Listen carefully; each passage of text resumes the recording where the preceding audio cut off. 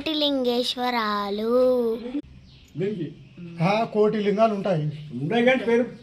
పేరుకు పడతాడు.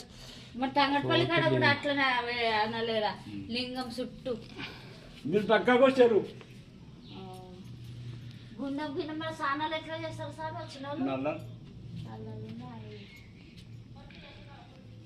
అంటే ఇంకా పెద్ద రాళ్ళతో కట్టిండ్రా.